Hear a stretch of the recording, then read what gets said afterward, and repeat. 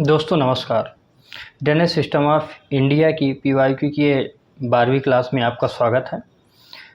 जैसा कि आप जानते हैं कि ये हमारी जो पीवाईक्यू चल रही है पीएससी, यूपीएससी या अन्य कम्पिटिटिव एग्ज़ाम की तैयारी करने वाले उन सभी विद्यार्थियों के लिए हमारी ये सीरीज़ सहायक सिद्ध होती है और जिसके माध्यम से आप अपनी तैयारी को और भी बेहतर बना पा रहे हैं। साथ ही साथ आप अपना मूल्यांकन भी कर पा रहे हैं कि इस टॉपिक में आपकी कितनी अच्छी समझ डेवलप हो रही है। तो चलिए हम लोग देर न करते हुए अपने पहले प्रश्न की तरफ चलते हैं और ये रहा हमारा पहला प्रश्न कि निम्नलिखित में से कौन सी ब्रह्मपुत्र की सहायक नदियां हैं? दिबांग, कामेद, लोहित। अब इसमें से कूट दिया हुआ है कि केवल एक, केवल दो और तीन, केवल एक और तीन, केवल एक, दो और तीन। आपको इनमें से बताना है कि कौन से सही हैं। इसका जो सही आंसर होगा वह डी है, इसके आंसर तीनों। अब थोड़ा थोड़ा इनके बारे में भी समझ लेते हैं। तो सबसे पहले हम बात कर लेते हैं ब्रह्मपुत्र नदी के बारे में, जिसके बारे में हम लोग यहाँ समझ रहे हैं कि किसकी सहायक नदी है। तो पहली बात, ब्रह्मपुत्र एक इंटरनेशनल रिवर है। कैसी है? अंतर्राष्ट्रीय नदी है। अंतर्राष्ट्रीय नदी है, इंटर नेशनल रिवर है। ऐसा क्यों? क्योंकि ये 3 कंट्रीज़ पे प्रवाहित होती।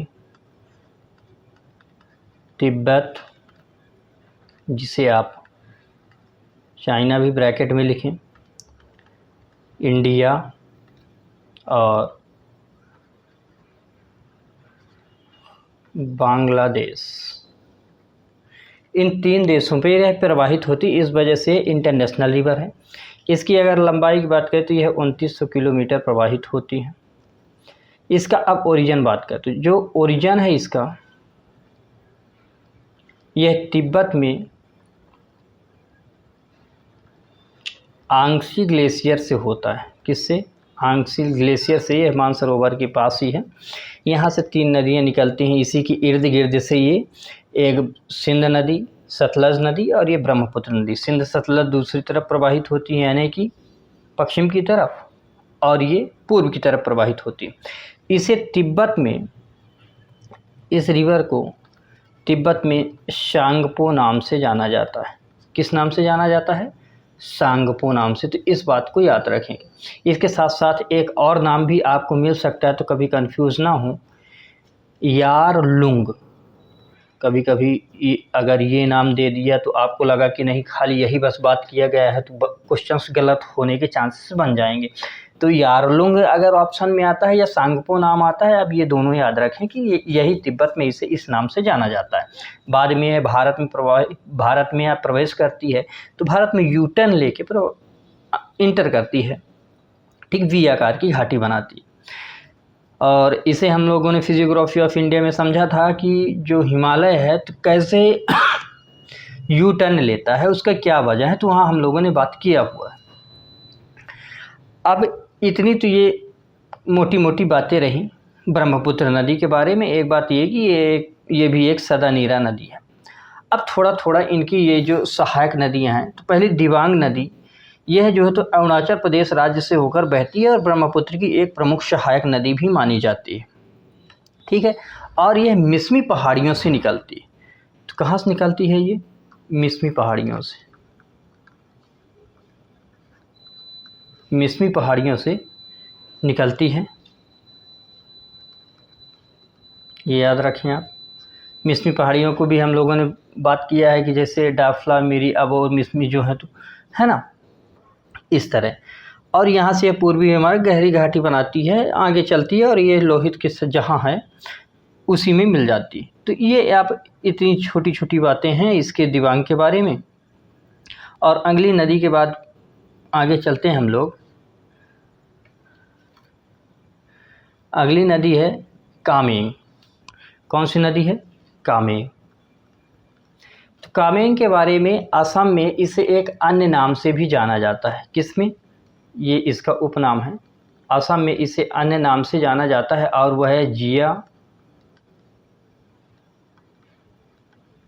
जिया बहारेली। जिया बारेली के नाम से इसे जाना जाता है या कहा जाता है, ये बात याद रखें। तो दिबांग और कामेंग इसकी सहायक। अब अगली बात आती है, अगली रिवर जो है हमारी वो है लोहित रिवर। तो लोहित जो है तो यह पूर्वी तिब्बत के क्षेत्र में इसकी उत्पत्ति होती है, यानी कि जमालचू पर्वत श्रेणी से। इसका अगर बात करें ओरिजिन की, ओरिजिन कहाँ से होता है, जयालछू। ये एक जयालछू पर्वत श्रेणी है, क्या है, पर्वत श्रेणी, यहाँ से इसकी उत्पत्ति होती है, ठीक। और इसका प्रवाह जो है तो अरुणाचल प्रदेश और असम में है। तो प्रवाह क्षेत्र कहाँ कहाँ है, प्रवाह अरुणाचल प्रदेश और असम में है। बाद में यह जो है तो इसमें मिल जाती है तिब्बत नदी, ब्रह्मपुत्र में मिल जाती है। लगभग 200 किलोमीटर के यह क्षेत्र में यह प्रवाहित होती है नदी। और इस नदी की सबसे बड़ी बात आपको याद रखना है कि इसका एक उपनाम है और इसे कहते हैं खून की नदी। इसका उपनाम क्या है, क्योंकि सवाल प्रश्न पूछा जा सकता है वो खून की नदी किसे कहा जाता है, तो यही है। ऐसा क्यों, क्योंकि यह लाल मृदा में प्रवाहित होती है।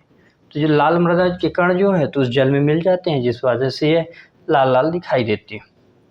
और ये प्रवाहित होके इसे भीष्मी पहाड़ी से प्रवाहित होते हुए और ब्रह्मपुत्र घाटी में बहती है और तथा ब्रह्मपुत्र की सहायक नदी बन जाती है।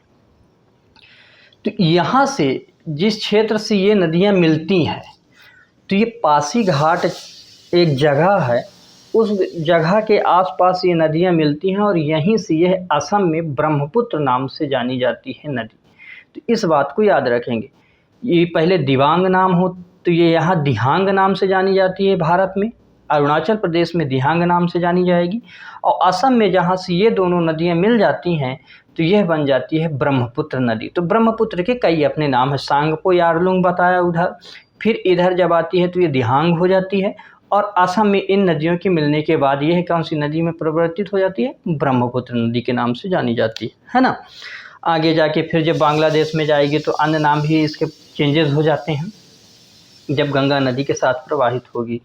तो इस तरह नाम चेंज होते जा रहे हैं इन रिवर्स के।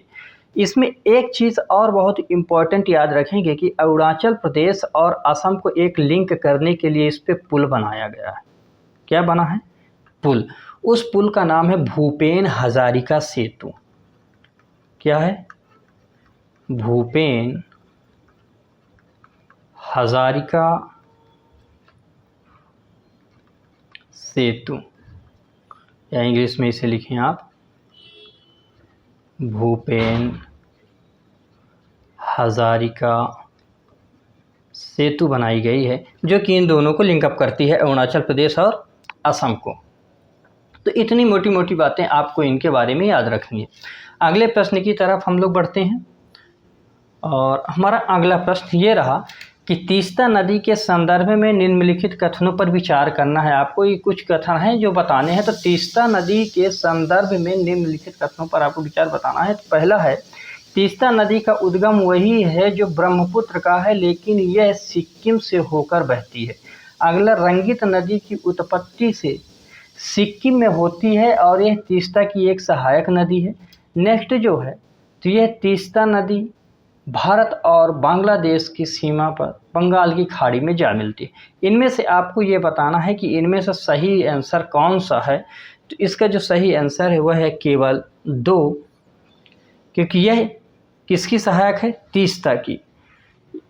रंगीत है, याद रखना, एक नाम है रंगीत, ब्रह्मपुत्र की सहायक नदी है, और इसी रंगीत को कहीं कहीं रिंगित नाम भी मिलता है। तो ये इस चीज़ को याद रखें, कंफ्यूज नहीं होना है कि अब आपको रंगीत इससे पढ़े, रंगीत लिखा हुआ है या रिंगित, ये नाम जाने जाते। तो ये इसकी तीस्ता की सहायक नदियाँ हैं। और भी इसकी सहायक नदियाँ हैं, जैसे सेवक नदी है ना, और रांगपो नदी है। तो इस तरह की इसकी अन्य सहायक नदियाँ भी हैं तीस्ता नदी की।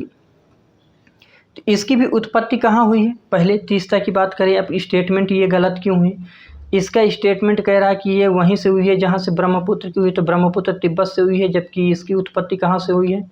सिक्किम से हुई है। तो पहला स्टेटमेंट तो यही गलत है, इसलिए सिक्किम से हुई है। और सिक्किम का वो है चेलामू झील।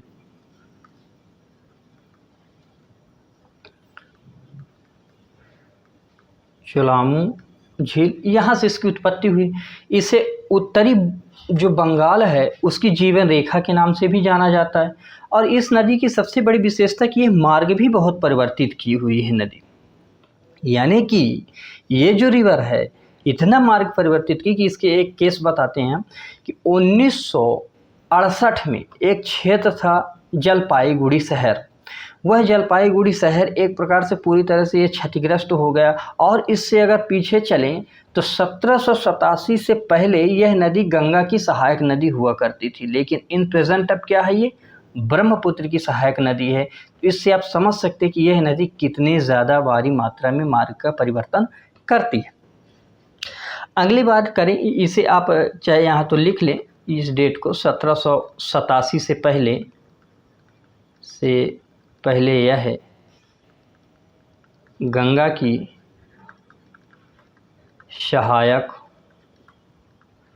नदी हुआ करती थी,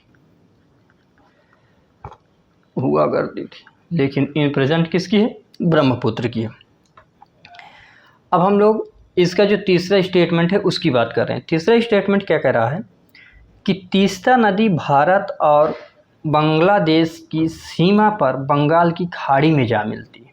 ये स्टेटमेंट यहाँ गलत हो गया, क्योंकि यह ब्रह्मपुत्र में मिलती है और बाद में जाके ब्रह्मपुत्र, गंगा और जो बराक नदी है इनसे जाके मिलती है कहाँ? अपना डेल्टा बनाती है बे ऑफ बंगाल में। तो इसका मतलब यह है जो स्टेटमेंट है यह स्टेटमेंट भी गलत हो गया। तो आज की क्लास को हम लोग यहीं तक रखते हैं। नेक्स्ट क्लास में फिर मुलाकात करते हैं। तब तक के लिए धन्यवाद। लेकिन चैनल को सब्सक्राइब ज़रूर करें, कमेंट करें, शेयर करें, और कोई भी डाउट अगर होता है तो उसे आप पूछ सकते हैं, उसका रिप्लाई आपको दिया जाएगा। तब तक के लिए धन्यवाद। आप लोग पढ़ते रहें, बढ़ते रहें।